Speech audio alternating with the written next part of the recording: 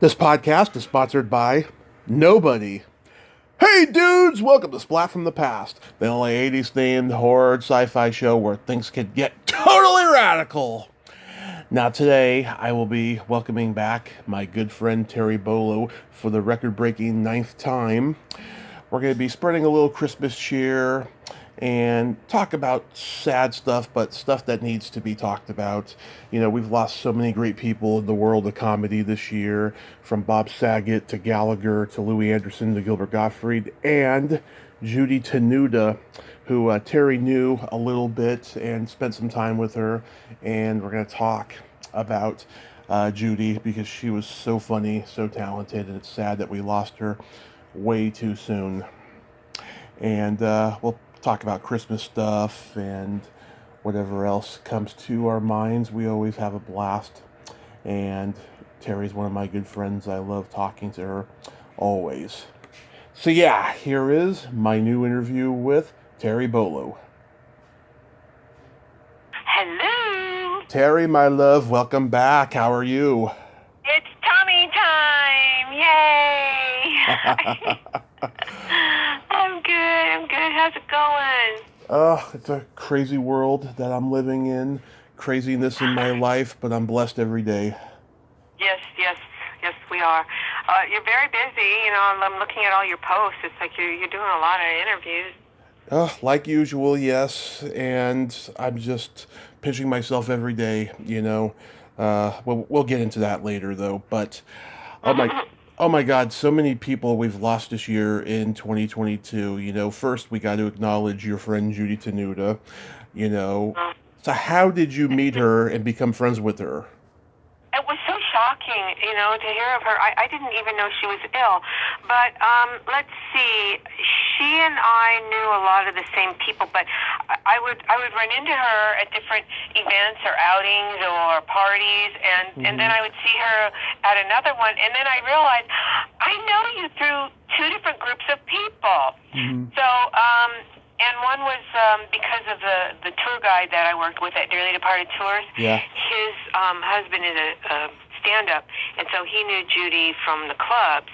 And so I would see her. She'd always come to their Oscar parties, and so I'd see her there. And he started these groups where we would go on outings to Disneyland and the zoo, and so she came on several of those, and so she was really fun to hang out with. And then the other group, they were, I think she knew them because of one was a voiceover person, the other one had been a casting director. So it's all showbiz related, but you know, all the little circles of groups kind of interconnect. You know, and then I realized that, oh, you know them too? Oh, you know them too? You know, so I was seeing her, popping up at different places. So, I got a chance to hang out with her, you know, quite a few times, and she's just always very sweet and, you know, just loved to have a good time and always smiling and charming and, incredible loss. Yeah, I loved her take on things. She just had that skewed viewpoint. Yeah. I mean, I remember being 4, 5, 6 years old and watching her on HBO long before I should have, and my mom thought she was funny. You know, I always felt she should have been bigger than she was, but it seemed like she hated the business. I always thought that too. She should have been bigger. But I don't know. Who knows? You know, how people propel themselves to superstardom. But anyway, you know, I'm sure she did well. And and then the accordion. I mean, you know, it's just a quirky thing. You know, it's like how many people do you know play the accordion? Yeah, did she ever tell you how she came up with this persona, you know, and how she became, you know, that princess or queen of Judaism? Goddess, or no, I don't know. I never really talked to her about her work. No, we were always just like, you know, on the playground together kind of thing. Yeah. I just felt she should have had her own movies, her own TV show, you know. But I guess stand-up was just, you know, the first love. And I had no idea. She studied at Second City in Chicago before she got into stand-up. I did not I didn't realize that either. Yeah. But so many people came out of there between, you know, Second City and then now the Groundlings. I mean, so many people came from that improv background. Yeah, and she was older than you, right? Mm-hmm. Yeah, A little because bit, yeah. Yeah, a few years.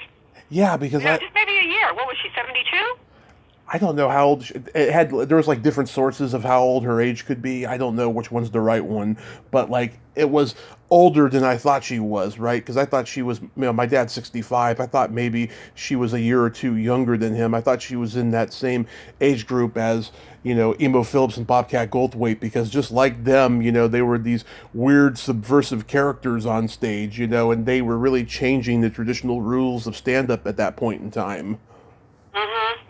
Yeah. So, like quirky and unusual, kind of oddball types, but I'd say that in a completely, loving way, because I'm always attracted to people like that. I know. But yeah, I think she was just a couple, either my age or 1 or 2 years older, yeah. So early 70s, I guess. Yeah. Oh my God, that's sad. Yeah. When was the last time you talked to her? Oh gosh, it must have been before COVID. I think we all went to the zoo. Was the last time I had an outing with those people. San Diego? No, LA Zoo. I've been doing very much or going very many places or seeing very many people ever since lockdown. It's kind of like I'm in this habit of being home all the time now. But yeah, it had to have been before COVID. Uh-huh. I think we all went to the zoo. Wow. I remember that day very well. And yeah, we had a really nice time. Yeah. Oh my God. That is just sad. Yeah. God, she was just a true original with that crazy voice and those body jokes. Was she like that at all off stage? No, she was actually kind of quiet. Really? Yeah. She was sweet and quiet and always smiling, just always very, very kind and just a lovely person. Yeah, she wasn't on. A lot of people like Robin Williams was the same way. I knew him early on in his career, and he was kind of quiet and shy, really. So he wasn't, running around and, boop, boop, boop, boop, doing all kinds of characters and stuff and whatever off stage at all. So, no, if she was at a party and she was chit-chatting with somebody and, she might, launch into a little bit of her stage persona a little bit, but most of the time she was just, a lovely, charming person. Yeah. God, it's just so sad. Yeah, I had reached out to her earlier in the year after I had seen her do a podcast, which was so wonderful. I'm trying to remember whose podcast that was, too. And I was like, oh my God, I think I should reach out to her. I never heard back, unfortunately, and I didn't even know about the cancer. And yeah, she probably wasn't doing too well, but, I didn't know either. I'm sure my friend Richard, who was pretty close with her, knew, but, maybe she didn't want too many people to know. But it just did seem to happen kind of quickly. yeah, oh, that's a shame.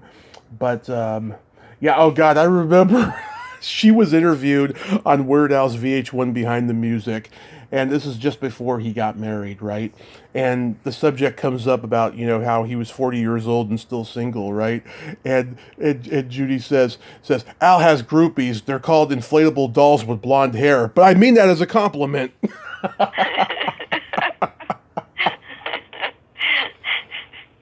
Yeah. But we lost so much comedy royalty this year. Like, it started with Bob Saget, and I cried for a week. Oh, my friend Steve Bluestein. Have you talked to Steve Bluestein before? I talked to him on my birthday, and he told me afterwards he was extremely jealous that I've interviewed all of his friends that had turned down to go on his show. Oh, how funny. Yeah, well, it's funny that you mention all the comedy people we've lost, because he just made a list. I saw it on Facebook. He just made a list to mention all those people, all those comedy people we lost.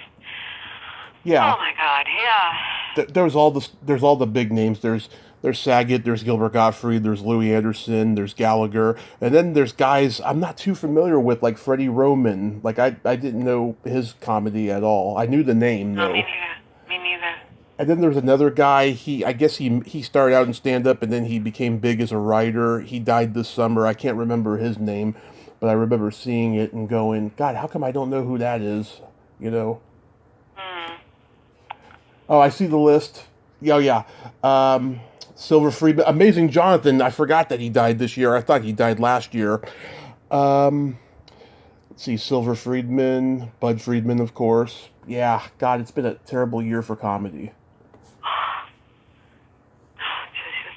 And you know what the ironic part is? The fact that Saget and Louis Anderson were on the very first HBO comedy special I ever saw, Rodney Dangerfield's ninth annual Young Comedian special. That's where my love of stand-up began when I was only 2, and my dad's taping it in the summer of 1985. I saw Saget, I saw Louis, I saw Rita Rudner, I saw Sam Kinison, Yakov Smirnoff, Bob Nelson. I heard Bob Nelson's not doing very good health-wise, and I tried to get him on here a few years ago. Uh, yeah, it's sad. It really is. And I loved Gilbert's podcast. Gilbert had a podcast. It was much like this, except a lot dirtier. Oh. He would, talk to these huge icons about their work, and then he would lead them down these rabbit holes. He was always bringing up this rumor about Cesar Romero liking it when young boys flung orange wedges at his ass. He was so awful. Yeah. Talk about blue humor. Yeah. A lot of people didn't realize how dirty Bob Saget could be. It's like Yeah. he was like Mr. Squeaky Clean, America's Funniest Home Videos, right? In everybody's living rooms, and then you go see his act, Yeah. and you're sitting there blushing. It's like, oh my. Oh, well, it's funny, during the years that he was on Full House and doing America's Funniest Home Videos, I would see him on the comic relief specials that Robin, Billy, and Whoopi hosted. And there would be a joke, there would be one or two jokes in there where that would be so shocking, it was like the kind of stuff he was doing after Full House, when he decided to show the world who he really was as a comedian, and I would just be laughing hysterically at these jokes when I would see him do them, Did you ever watch, oh God, what was that guy's name? The guy that did all the different characters and, God, I can't think of it. It was kind of like Candid Camera. Only he did all the characters. Comedian, I can't think of his name. Oh, Johnny Knoxville? No. Brad, he did B-Rad, the Malibu Rapper. Jamie Kennedy? Jamie Kennedy! Yeah. I love Jamie Kennedy. Did you ever watch his show? Did you ever watch his show? I did a few times. I thought he was pretty good, yeah. Oh my God, he was so freaking funny and all the different characters he did. Well, one time he was acting as a tour guide, and he took all these people to Bob Saget's house. And broke in. Yeah. He first he rings on the doorbell and Bob Saget doesn't answer. So the people are all standing on the porch, and then you hear this glass break. Yeah. And he comes and opens the front door and lets everybody in. And then everybody's wandering around Bob Saget's house. And then all of a sudden he comes home. And James Kennedy goes, "Everybody hide." Oh my God. It's funny. Saget started a podcast right when lockdown happened, right? And he was doing it until he died. And he would bring all his celebrity friends on and stuff. I think Jamie Kennedy may have been on there, and I think they may have brought that up. I'd have to go back and see.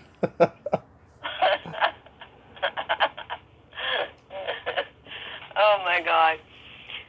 Yeah, Jamie Kennedy used to really crack me up. He's good. Oh man. He's good, yeah. Thank God for the funny people, huh? Yeah. Oh, as a matter of fact, Jamie Kennedy was scheduled to be at Monsterpalooza the year that lockdown started with the cast of Scream, and I was looking forward to meeting them, but sadly lockdown happened. I haven't been to a Monsterpalooza since September of 2019 when you saw me last, sadly, and they started announcing guests for next June, which is the weekend of my birthday when I turn 40. Next year they're going to have it, so maybe I'll go. I don't know. It just depends on what happens, financially and all the craziness in my life. Can we all knock 3 years off our age because we didn't really live? Yeah. Oh, 4 years. We were really living. We were in a state of suspended animation. 4 years of my 30s was robbed by homelessness and depression and alcoholism. I would love to get those 4 years back, just so I wouldn't take my receding hairline for granted like I do now. Oh my God! I mean, I can't believe it's been 3 years already. It's just this time has just gone by. Yeah. But it's like here we are at Christmas already. I mean, I remember last Christmas like it was 2 months ago. Yeah. No. Right? Oh my God, it's crazy. And oh my God, and I don't want to make this whole thing about downers, but like, last couple of weeks we lost Irene Cara, who I adored. We lost. Oh, I just found out yesterday. no. Yesterday we lost Stuart Margolin.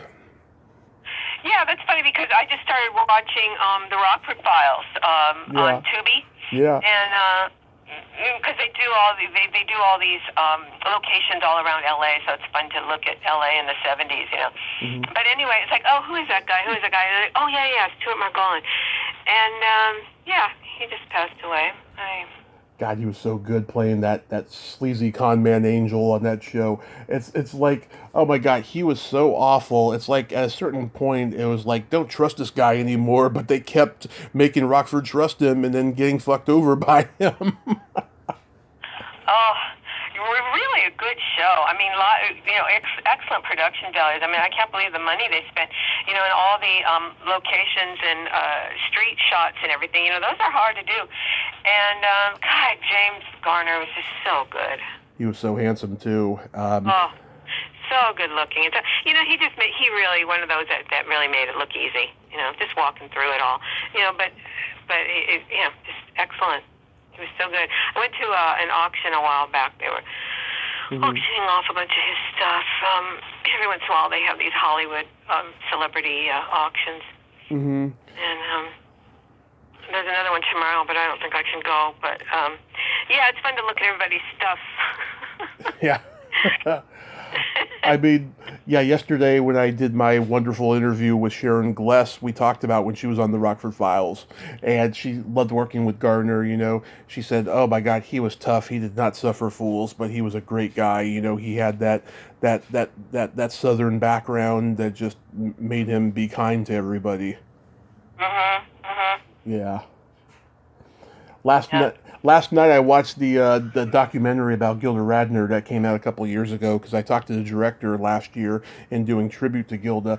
It was nice. It wasn't spectacular, but it definitely was a love letter to Gilda and all the people who loved her. So I did enjoy that part of it. And Lorraine Newman had a very funny anecdote. She said that Gilda used to call the female equivalent of a ballbuster a clit spanker.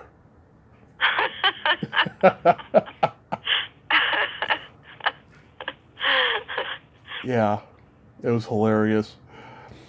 So what are your Christmas plans? Well, I have some family members coming, but actually one has to, my cousin just started working at Disneyland, so she has to work on Christmas Eve. My condolences. So we're going to have our, Carla, my cousin Carla, yeah. Her daughter, Georgia. And so they're going to come a few days early. So I guess my aunt and I will just go out to dinner on Christmas Eve. And Christmas Day, I always was kind of on my own anyway, because I did family stuff beforehand. And then everybody on Christmas Day went to other family members. And so a lot of times I would just be home and watching movies. I always like to watch, A Christmas Story, of course.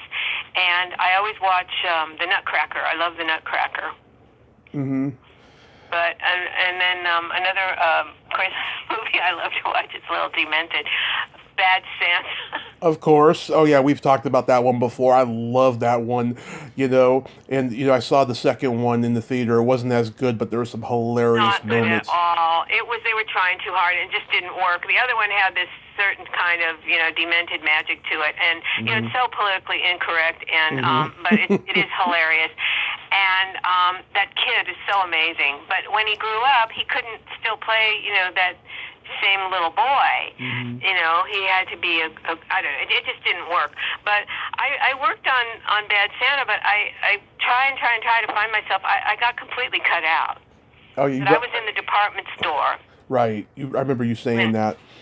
Yeah, when he comes up the escalator and smashes up the whole nativity scene. Yeah, I was right there. But the way the camera was positioned or the way they cut it, I'm not in it. And but I, I remember that day and being there, and it was just so hilarious. And what I can't get over is all the kids. You know, all the kids have to hear, you know, all this bad language. I mean, they must have talked to the parents and, you know, prepared them. You know, like either you're going to hear some bad language, you're going to. I love the benign misogyny of those movies. Yeah. They're just so wonderful. Yeah. Wow, so your cousin started working at Disneyland. Oh my God, there's a lot of controversy surrounding the Disney Empire these days. I want to see that documentary that Abigail Disney came out with about how Disneyland doesn't pay their employees the right way. I listened to her interview on WTF with Mark Maron, and they were talking about how, Walt and her grandfather, they were borderline fascists, and that Uh-huh. Disneyland in its enclosed way is an American fascist fantasy because of the because of the benign racism of the day, because of their Midwest upbringing, and all the stereotypes. I mean, the old barbershop quartet used to have Aunt Jemima tap dancing and singing, but they don't have that anymore. That, like, Disney is trying to erase their racist past. Like, Oh, yeah. Song of the South, is banned here in the United States because of it, and it's such a wonderful movie, even with all the horrible stuff that's in it and stuff. James Basquet's performance is wonderful as Uncle Remus, and people don't realize he was the first African American man to win an Academy Award, but because that movie is so controversial, right? They always credit Sidney Poitier as the first one, and I have too, only because I have forgotten about James Basquiat, but he was the first one to win an Academy Award, and he was probably He won the Academy Award for what? For Song of the South? well, okay, so the Academy would not give him a nomination because he was black, and Walt Disney was angry about this. So the next year he said, "You better give him the honorary award, or I'm going to withdraw, all my films from the Academy." And so they did. They gave him the honorary Oscar, and he died a few months later. I see. Yeah. I think that movie it was the first movie I ever remember seeing, and Really? I was at it was at a drive-in, and I remember just this strange thing. I'm laying there in the back seat and looking up through the windshield and seeing these big images. But I remember it so well. Uh-huh. That's the first movie I really recall Song of the seeing at a South? theater, but it was a drive-in. But Song of the South at the yeah. drive-in? Wow. Uh-huh. Oh my God. Yeah. The last time it was released in my lifetime, I was only 3, but I remember it so well. They re-released it in theaters for the 40th anniversary because it came out in 46, and 86 is when they re-released it. And, as a kid, you don't know about racism and slavery yet. And, Eddie Murphy and Richard Pryor are popular. So I just thought, oh, it's another black man, playing the lead in a movie. But I didn't know that he was the first one. Well, that's interesting, Tommy. I'd never heard that before. Yeah. Wow, that's amazing. Mm-mm.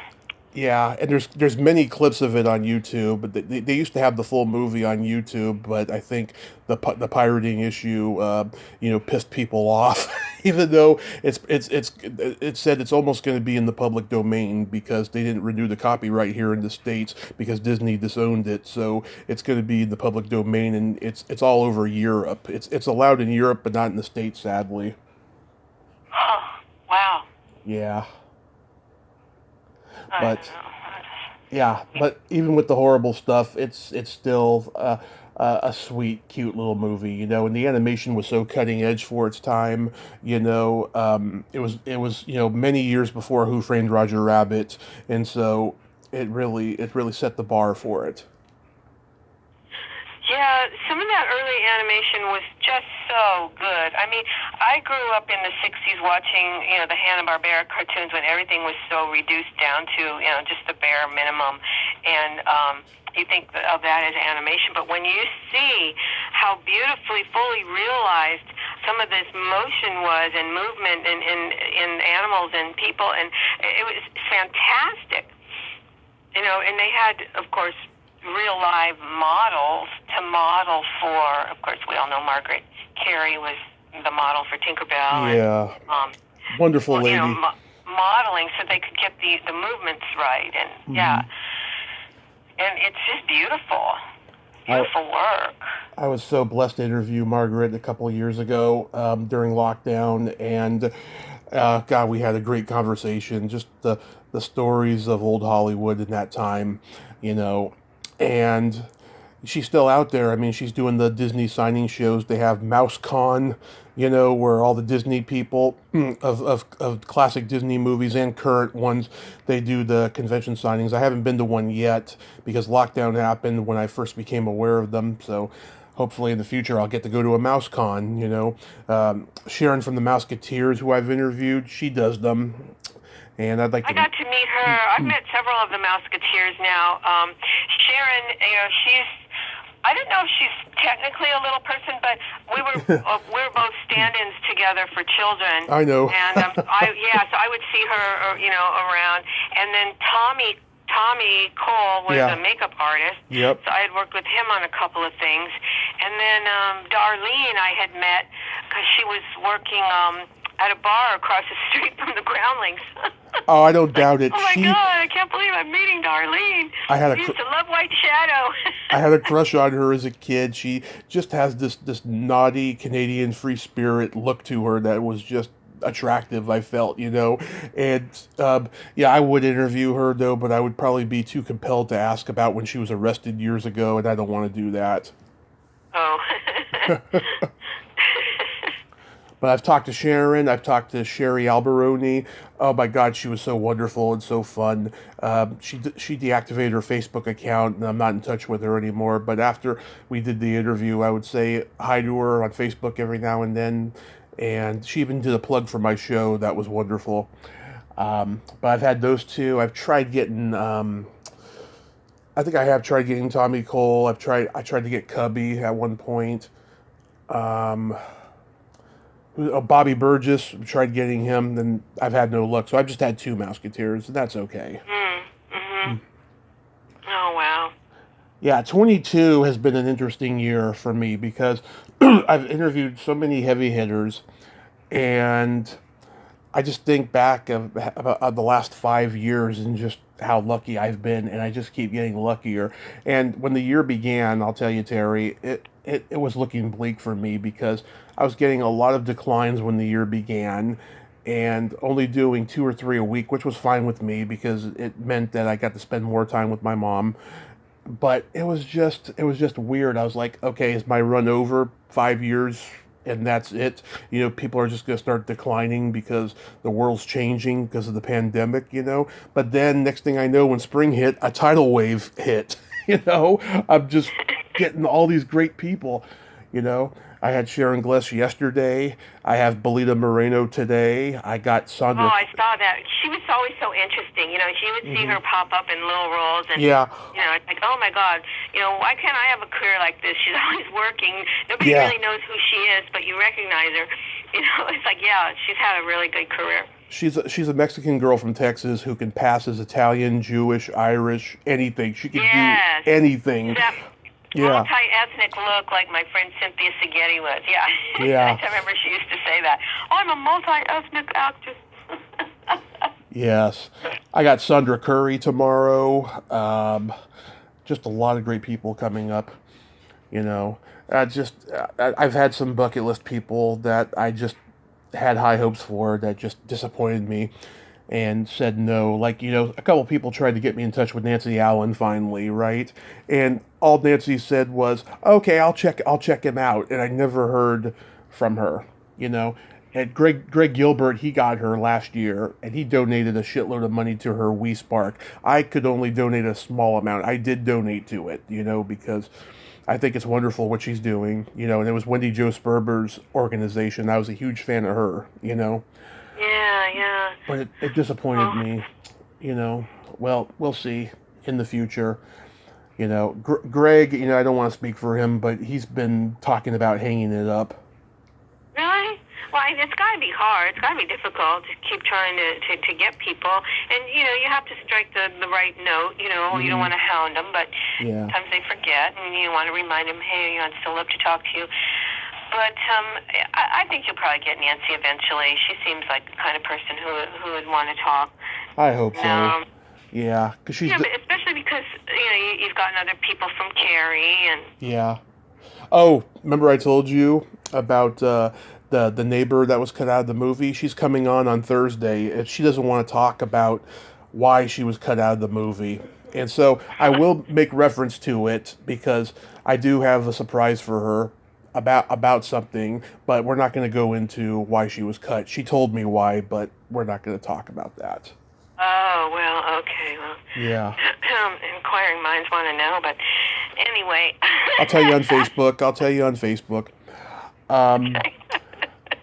Yeah, and I've had people decline because they don't like the name of the podcast, and some of them have said, "I'll do it if you change the name of your podcast just for my interview." And I'm like, "Fuck off," Like, would you tell Mark Maron to change the name of his podcast because the F means fuck and what the fuck? Oh, jeez. Oh, Tommy, people can be so weird. Ay. They're narcissists, is what they are.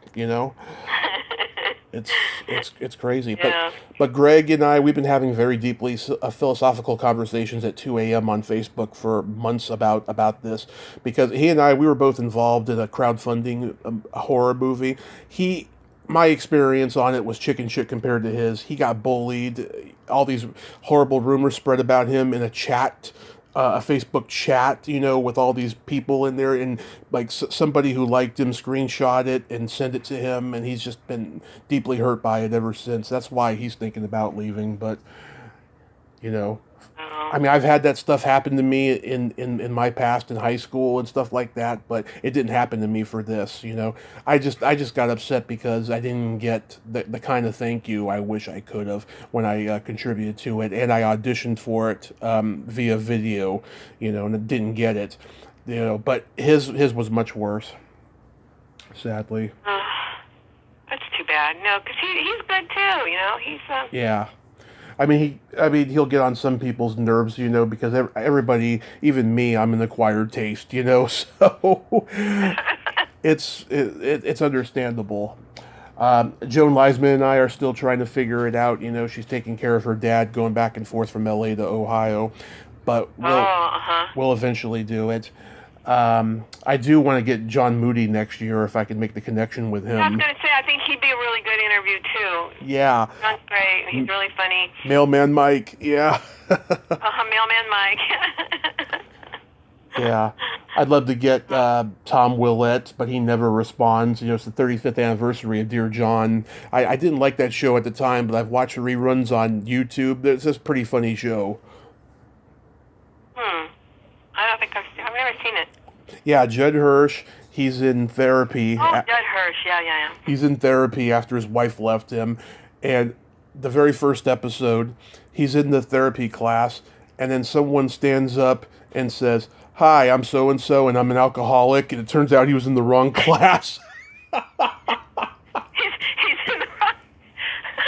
Nobody expected that. Oh, God, it was hilarious. Oh, that happened to me one time walking in the wrong room. I'm looking for a Al-Anon meeting, and I walk into this room, and all these people are, smoking and having cups of coffee and laughing and chatting and kibitzing. And I said, "Oh, is this the Al-Anon meeting?" No, that's next door. And I go to the Al-Anon meeting, and everybody's sitting all quiet, all dejected, looking down. Yeah. Oh yeah, the alcoholics are having a good time, and then all the people who are in their lives are all depressed. I don't think there's going to be coffee at like a marriage counseling. I could be wrong though. It was just so funny, the difference of the tone in the rooms,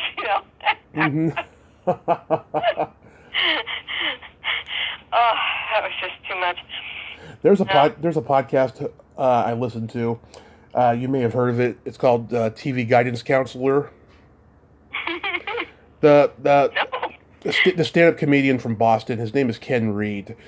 He goes out to LA frequently. He did a lot before the pandemic. He's been doing mostly Zoom podcasts. But he'd go out to LA and he would talk with an icon star about what shows they grew up watching, and he has every TV guide you can think of going back to the 50s that he collects, right? Oh, wow. And so what he does is he lets them choose an issue, and they talk about the lineup of what they watched, and it sometimes it'll transcend into talking about their career and working with specific actors and stuff like that. It's pretty clever. And then sometimes he'll interview a celebrity who didn't even watch TV, and he'll just talk about their TV career with them. Yeah, his name's Ken Reed. He's based in Boston. I don't agree with a lot of things he says, but he knows his shit. He's like me when it comes to pop culture and old stuff. Walking encyclopedia. I used to love the TV Guide when I was a kid. Mm-hmm. I'd get it. It was like my Bible, and I would read it cover to cover. I always thought they had really good articles. I learned a lot about some of my favorite stars from all those wonderful articles and pictures. And then I would go through the whole week and circle everything that I wanted to watch.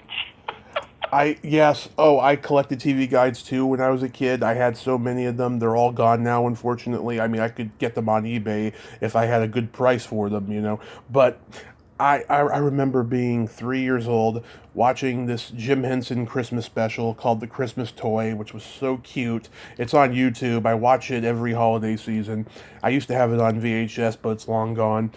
And I remember they had like a TV guide tie-in where if you buy a TV guide, you get all these like craft recipes that they were advertising, but in during the commercial breaks, And I remember just wanting to get one because I wanted this free poster that comes with it with all the characters from that special. I was 3 at the time. Yeah. So what other Christmas movies do you like to watch? Well, let's see. I mean, I know you're not a horror fan, but I love like the Christmas slasher movies. But like Miracle on 34th Street is my favorite Christmas movie ever. It turned 75 this year, and there's a woman who wrote like a children's book of it, and I reached out to her twice in the last month, and she has not responded to me, and I would have loved to have talked to her about the movie on here. But this is probably the closest I'm going to get to it. Do you like Miracle on 34th Street? Well, I haven't seen it in a really long time, but I remember as a kid I really loved it. And that one and It's a Wonderful Life, of course, which everybody always watches. But now most people they always like to watch A Christmas Story. Mm-hmm. Yeah, of course. And then Love Actually is, I think it's 20 years now. It's 20 years old now. I've never seen Love Actually. I remember it, though, but I never saw it. You never saw Love Actually? No. Oh, you should see it this year. It's fun. It's got a lot of different stories that all are kind of woven together. Okay. And, you know who Bill Nye is? Oh, of course. Oh, he's such a scream in this. He plays an aging rocker. Mm-hmm. And Hugh Grant plays the Prime Minister. Yeah. It's got a lot of really... of course, Emma Thompson's in it, classy. And Liam Neeson. And big cast. All these interwoven stories. It's really good. And then I watched... What? Oh, Richard Curtis directed it, and Rowan Atkinson's in it. Richard Curtis, was one of his collaborators on Mr. Bean. Oh, Rowan Atkinson is a scream in this movie. Yeah. And, so it's really fun. A lot of great little bits in it and everything. So it's celebrating its 20th year. So I actually own a copy of that, so I'm going to watch that one.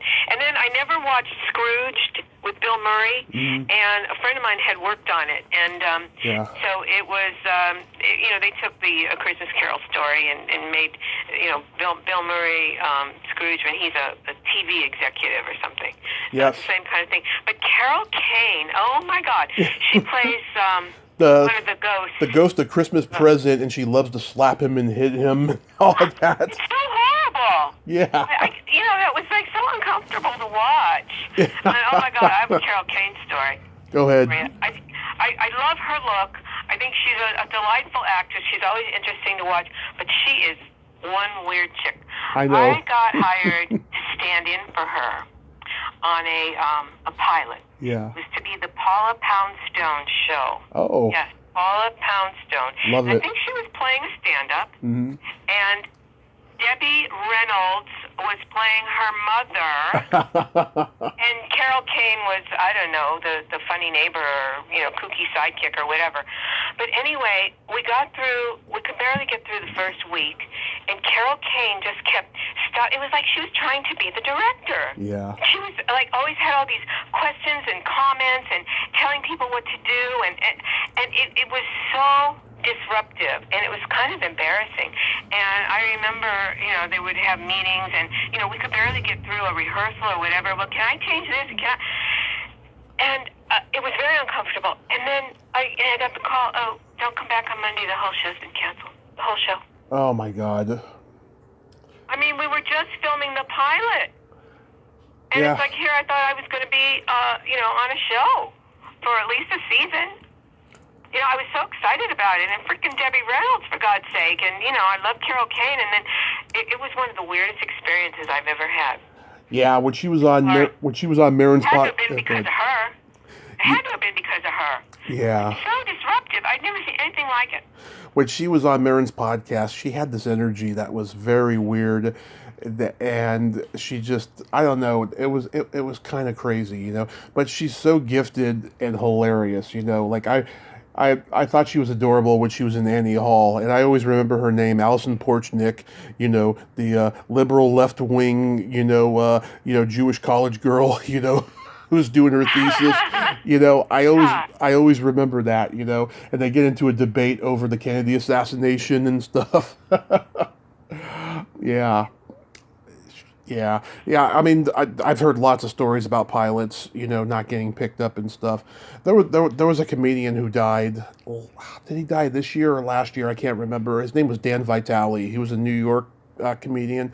He was on Saturday Night Live for half a season in 1985 when Lorne came back. And before that, Lorne had a sketch comedy show that didn't last called The New Show with Dave Thomas, Valerie Bromfield, and him and a couple other obscure sketch performers. And he had a sitcom pilot that Lorne greenlit for him at NBC right after that show got canceled before Saturday Night Live.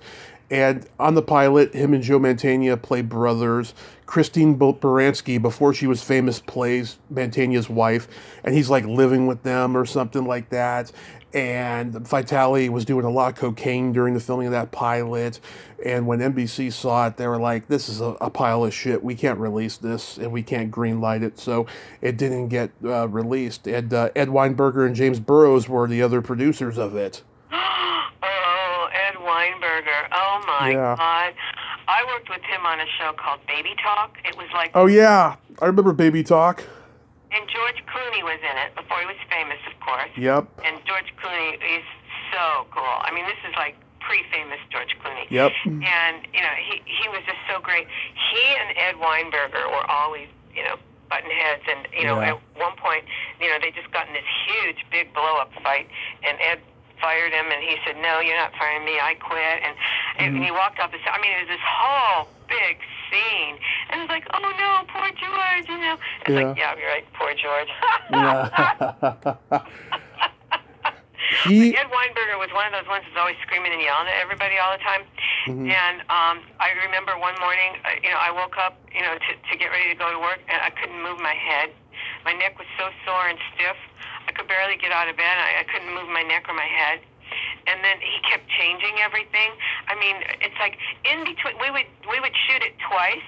On shoot day we would shoot it once, like shoot the dress rehearsal, shoot it once, and then have the audience come in and shoot it again with the audience.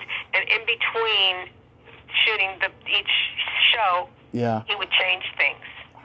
And I was standing in for Julia Duffy, and she just threw her script up in the air, and all the pages, came fluttering down. She goes, I don't know where we are. I don't know what's going on. And it's like, oh my God, and so it was always like high anxiety, on the set and everything. Yeah. Oh, it was horrible. Yeah, I remember Baby Talk so well because Look Who's Talking had been out, and it was very similar to it. I remember Tony Danza was the voice of the baby in the show. And you know who else was on it?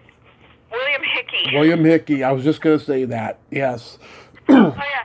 He's in a another great Christmas movie, Lampoon's Christmas Vacation. Yeah.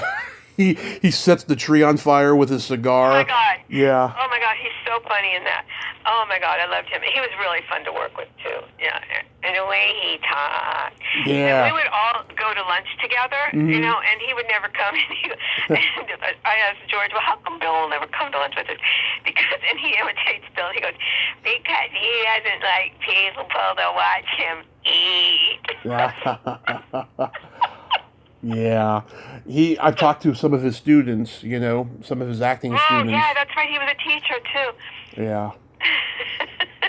He was great. I mean, he was good at playing mob guys, like in Prizzy's Honor, which he got. I think he got at least a nomination. He may have won. I can't remember. And he was in My Blue Heaven with Steve Martin and Rick Moranis. He was funny. Oh, that movie's so good. Yeah, that was Nora Ephron. She wrote that, and Herbert Ross directed it. Yeah, they filmed it up in San Luis Obispo. One time my sister was driving me around, taking me to show me all the locations that they used in San Luis Obispo. Also I wanted to ask you if you saw the A Christmas Story, like with the Peter Billingsley all grown up. I haven't seen that. I haven't seen the sequel yet. No. But I've interviewed several people from the original, including two in the last 2 weeks. The guy who was cut, there was another Red Ryder sequence that got cut out, where Red Ryder teams up with Flash Gordon, and Flash Gordon was played by Paul Hubbard, a Canadian actor who doesn't act anymore. Great guy though, and he told me, you know, he's a little bitter that he got cut out, but he gets a ton of residuals for that 24-hour marathon on TNT. Oh, well, that's awesome. See, you know, that's the thing. You know, once you sign the contract, you know, you still, and even if you're cut out, you still get the residuals. So, yeah, that's cool, and you did the work. But yeah, it's a letdown. I mean, to not be in it. But you know, that movie's so iconic. I think it's up there with the other two older ones we talked about, Miracle on 34th Street and It's a Wonderful Life. I think A Christmas Story is right up there with them as far as so beloved, and you know, people just keep watching it over and over and over again. Yeah, it's so much fun. And then, you know, with so many other people, and I think our family as well, you know, we do Chinese food on Christmas Day. Yeah. We eat Chinese food on New Year's Eve. We always did Chinese food or Domino's pizza back when they had better deals. You know, I mean, they still have better deals. They still have better deals than most. You know, they're a little bit more cheaper than Round Table, but they're getting pretty close to getting higher. But I also talked to Black Bart, Dwayne McClane, a couple weeks ago or last week, I think. Yeah, and he's got over 100 movies under his belt as a stuntman.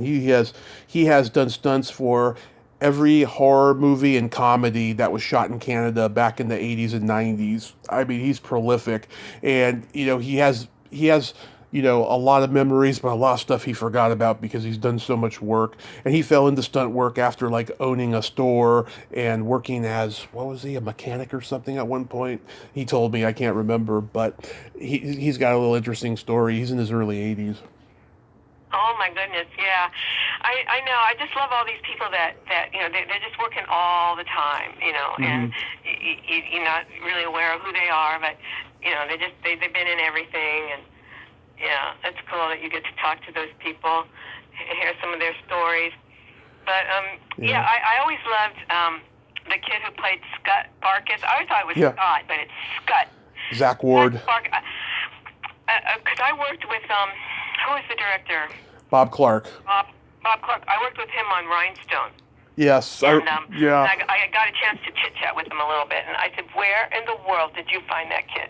I mean, he is just so great, you know, just the perfect bully. Yeah. The way he looked in that coonskin cap. He was so menacing. So you saw the movie when it first came out then? Yeah. Because that was the next movie he made after A Christmas Story was Rhinestone. Oh, really? Yes. That was the next one right out? Wow. Yeah. He went into Rhinestone, then he did Turk 182. He turned down to do Porky's Revenge because he had done 2 already, and plus he had a fight with the guy who played Porky in the first one. That's why Porky's not in the second one. And people have told me Bob Clark was like a mentor to everybody, just a great guy. He helped a couple people get into SAG and stuff. He was just a class act. Yeah, he was really nice, and he was approachable and easy to talk to, and chit chatting with people on the set and everything. And that is so nice and refreshing when you see that. Exactly. Yeah. I mean, even Dwayne had some stories about Bob because they did a couple movies together, not just Christmas Story. They did a movie called Breaking Point, and he actually did a stunt on Porky's. Um, but yeah, and then oh my God, did you ever realize the Grinch hates people, not Christmas? He just wants to take away their fun. Oh. Yeah, yeah. Someone posted a meme of that the other day, and I was like, "Yeah, that is true. He doesn't hate Christmas; he just hates people." What a creation, huh? The Grinch. Oh my God. Yeah, I mean, all those Dr. Seuss creations. I was a Dr. Seuss kid. We had my library at school had every Dr. Seuss book there is. Some of them are banned now because of political correctness, but oh my God. And what's funny, going back to what I was saying about, the accusations of Disney being racist and anti-Semitic, right? Dr. Seuss was the complete opposite of that, right? I mean, there's a little bit of political incorrectness in some of his books regarding other things, right? But it's funny, you know. Fox owns Disney now, right? Or Disney owns Fox, one of the two, and they're making Dr. Seuss movies now, right? I think both Dr. Seuss and Walt would be turning in their graves knowing that their creations are like being mixed together because they had different viewpoints about Oh, how the yeah, world that's worked. interesting. Yeah. Yeah, because think about it, the Starbelly Sneetches is an anti-racism story. What is The Starbelly Sneetches. Starbelly? Yeah, remember those they're like yellow Grinches pretty much, and Okay. they got Yeah, I'm stars. not real familiar. It's been so long. No, I didn't it didn't ring a bell with me. Oh, They got uh-huh. stars over their belly buttons, and there's Sneetches who don't have stars, and so they're being segregated. They're on a beach. They're all on a beach. That's their community, is like a beach community, and like the ones without the stars are being segregated and they're being laughed at and everything. But then something comes together at the end where they all have to work together and live as one. That's not a story Walt Disney would ever do. It's a Dr. Seuss story, 100%, and yet they're working on a Starbelly Sneetches movie for next year. Yeah, Mm-hmm. That's interesting. it's crazy. And it's funny. They made that Grinch CGI movie a couple of years ago. Scott Mosier, Kevin Smith's producer of all people, directed that movie. I could not believe it. Scott Mosier, the guy's produced all these movies with dick jokes and fart jokes. He's making a family-friendly movie of Dr. Seuss. It was crazy. Oh, did you hear? PBS is not showing the Charlie Brown specials this year because Apple bought them for streaming. It's like, God, it takes the fun out of, reliving your childhood of watching them on TV. Well, I wondered why I hadn't seen it Yeah, come up. yeah. Oh, God. They did it last year. They did it in 2020. That was the first year. I mean, it was sad enough that NBC and the other networks weren't going to show them anymore. Oh, I know. It's interesting, isn't it, how the entertainment business has changed so much in television and everything. It's like I hardly ever watch anything over broadcast television. Yeah. I mean, I watch the local news. It's like I guess that all the good shows are on cable. Mm-hmm. You know, Yeah. and it's just kind of strange. It's like, and I don't want to pay for all these services, to see all these shows, but I know. everybody's talking about, and I'm so far behind. I mean, everybody's talking about all these different shows, and I'm like, what? Yeah. I just watch old content. Yeah, I know. Anything I can get for free. Because we love the old content, That's what we grew Yeah, up I on. do love the old content, and my sister used to watch all black and white movies and TV shows. She owned this whole library of black and white TV shows and movies, and she would watch them all over and over. It's like she wanted to live in that world, Yeah. Hey, so how's Auntie doing? Oh, she's pretty good. She's had a bunch of dental work done. She's recovering from that, but we're going to get together in a few days and for Christmas, and so that'll be nice. Yeah. She's decorated her place all up, which I'm glad she did because last year her husband passed away, and so she wasn't quite in the holiday spirit. Yeah. So this year she's got all these different little Christmas trees all over, and so it's really nice. I'm happy that she did that. So we're gonna get together. Let her know, I'm anxious to do another podcast with her, I mean... okay, I'll tell her, yeah. Yeah, because I reached out to her about a month or two ago, and she said, she still wasn't feeling and stuff. Does she listen to the ones you and I do? Oh, she's probably heard a couple of them. Yeah. But, if she's afraid that I'm going to be bawdy, I'm not. I'm going to be respectful, Oh. I'll tell her because I let her know today that I was going to be talking to you. Because the key words are like-minded, I can accommodate everybody, like, I got like, the voiceover cartoon people coming on here and stuff, and their demographic is G-rated, and I can, not swear. Yeah, you know how to do that. Exactly. Oh, guess what? My Christmas present to myself came today in the mail. The complete series of the Partridge Family. Oh, wow. Yeah. It's funny. I was probably 9 when Nick at Night started showing the Partridge Family. I had never seen it before. I had never even heard of it, right? And at first, it took me a while, and then eventually, when our local channel, Action 36 KICU in the Bay Area, started showing it, it started to grow on me. It didn't grow on me at 9, but like at 12. Next thing I know, I'm like watching it every time that it's on. And I've talked to a few people who are on it, and stuff, and they tell me about how, David Cassidy hated every minute of being on that show. That's why he got naked on the cover of Rolling Stone magazine, because he knew that was going to cancel the show because he couldn't take it anymore.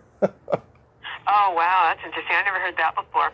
When I was a young actress just starting out, I interviewed for that. It's amazing when I think of some of the things I went up for, and I wasn't ready in any way, shape, or form. I was still kind of all wide-eyed and, gee, I'm really on a studio lot. You know what I mean?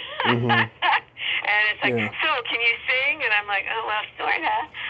No, but I would go up for like really big things, and I remember that Partridge Family. Yeah.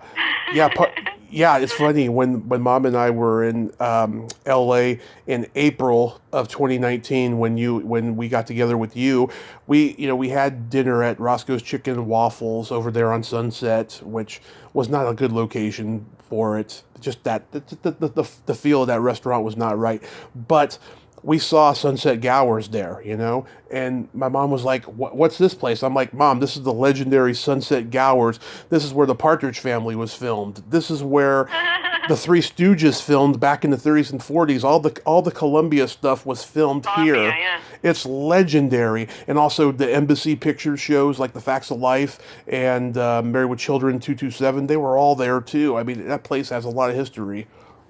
Oh my God, yeah. Yeah. Yeah. Yeah, that's so cool. A lot of people don't realize, the history of all the studios, and the people, don't know. A lot of people don't really realize that Sony is the old MGM. I mean, my God, the only one that seems to be pretty much the same is Paramount. I mean, it's it's still right there in the middle of Hollywood. Well, of course, so is Sunset Gower, but people don't realize that was Columbia. Harry Cohn. Yeah, he was the Hitler of studio executives.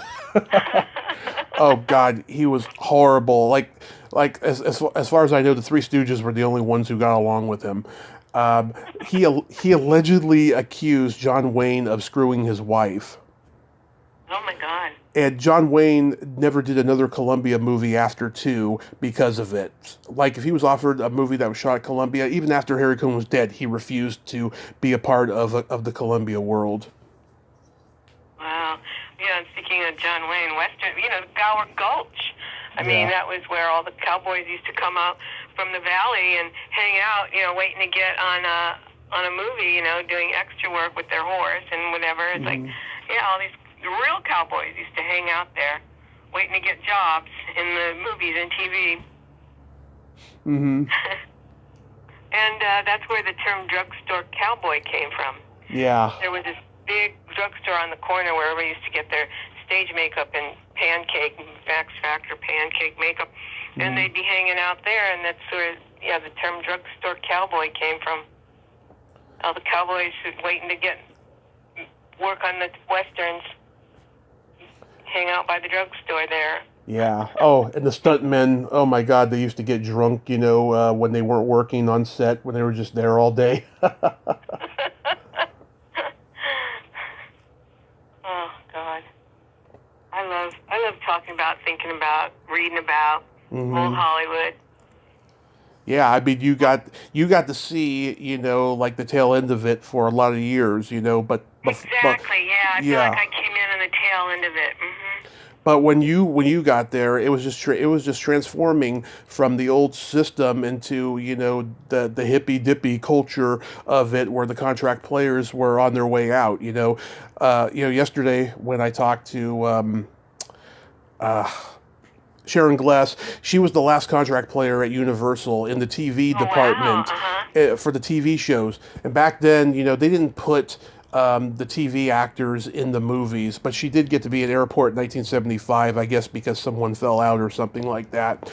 But that was the only movie she got to do for Universal. But she was on, Rockford Files and Marcus Welby, and she was on Switch for 3 years. Yeah, the contract players. I mean, it was a blessing and a curse. Everybody wanted it, and then they all wanted out of it. I know. It was weird, to be straddling those two worlds. I could really sense it too, because I grew up, of course, with the old ways, old Hollywood, loving movies and TV. And then when I got here, it was like I could see there was the wind was blowing different. There was something in the air. It was the times they were changing. Like Once Upon a Time in Hollywood. It was that time, Yeah. Mid to late 60s when everything started changing. Mm-hmm. Yeah. Contract players to these new rogue, outlaw, filmmakers. Yeah. Yeah.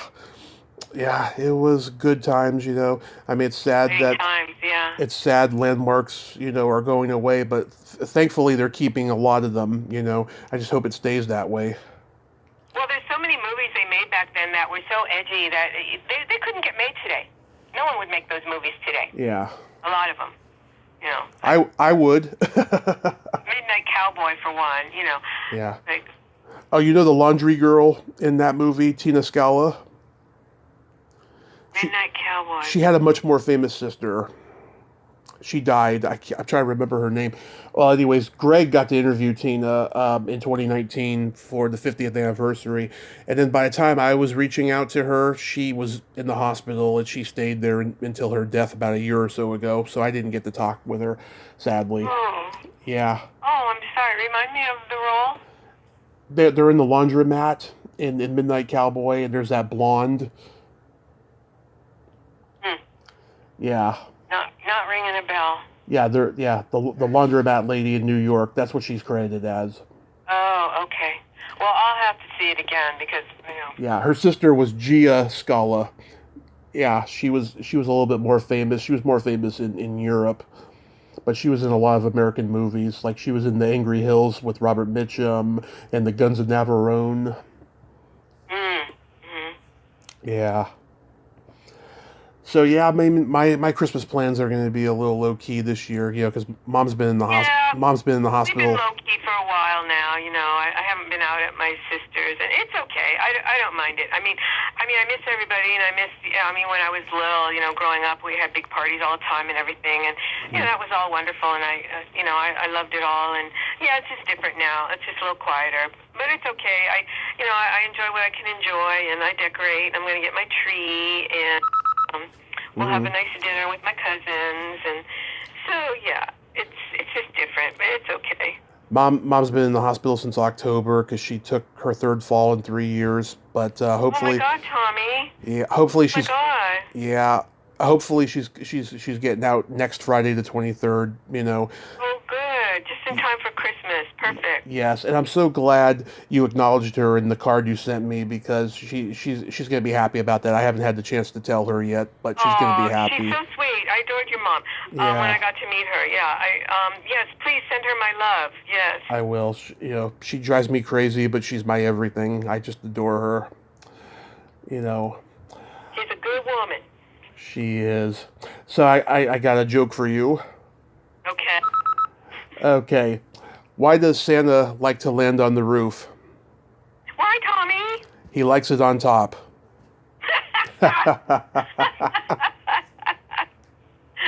Did you make that one up? No, I actually found it. I was looking at all these dirty Christmas jokes online because Dirty Christmas jokes. Oh, God. Because I had a bunch of them that I tell all the time, and I send them in the cards and what have you. So I was looking for some new ones. I was like, that one's kind of expected, but it'll do. Yeah, I remember the one you sent me last year about why does Santa live at the North Pole? I think because he's Polish. Oh, yes. It wasn't dirty, but it was cute. I forgot about that one, yeah. And then, of course, there's that one, why did the elf frown upon getting a sweater for Christmas? He wanted a moaner or a screamer. Yeah, and of course, why did Frosty have a smile on his face? He saw the snowblower. Well, the picture you used, my little elf picture. I had to decline my elf gig this year because this little elf ain't getting any younger. And I told my friend Richard, who does Santa, I said, no, I think this little elf is retired because when I did those elf gigs with him, it took me 2 days to recover because I had I was being so energetic and everything, and I was really getting into it. And then it's a 72-year-old elf. It's kind of difficult. It's a tough gig. But we had so much fun. I kind of miss it, but I kind of miss doing it. But my brother was Santa Claus last week. He volunteered for. What? Yeah, he volunteered for some party or something to do it. He had fun. So. It is, and to see the kids' faces, it's just so sweet. It really is. I really enjoyed it. Yeah. Days are over. I was thinking of doing that years ago, and I never got to. But because I was always so busy, I forgot to fill out an application months in advance. Because then when Christmas came, I was like, "Fuck, I should have done that." Oh yeah. Oh yeah. Terry, thank you so much for coming back and always having these fun chats. 9 times now, by the way. I can't believe it, Tommy.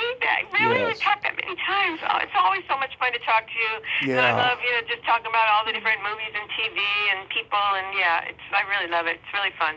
It is. I hope you and your mom have a happy holiday. Merry Christmas. Yes.